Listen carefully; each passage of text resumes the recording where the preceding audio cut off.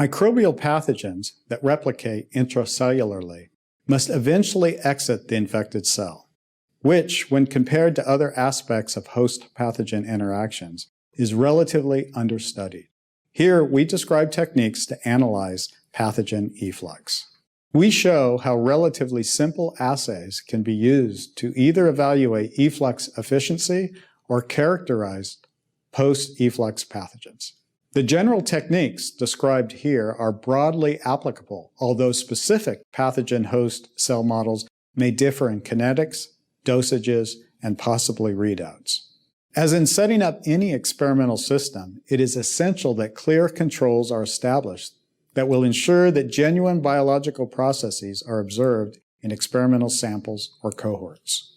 Demonstrating the procedure will be Petoria Gayle, a graduate student from my laboratory.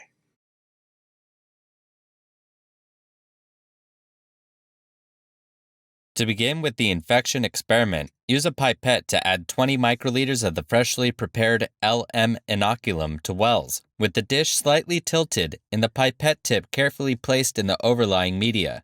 Avoid touching the walls of the well with the pipette tip. Gently pipette the contents of each well to ensure complete mixing.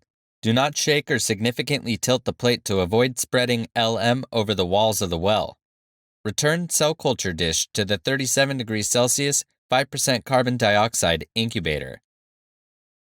Use conditioned media from uninfected cells as diluent to prepare a 10 micrograms per milliliter gentamicin solution. At 30 minutes post-infection, carefully add 30 microliters.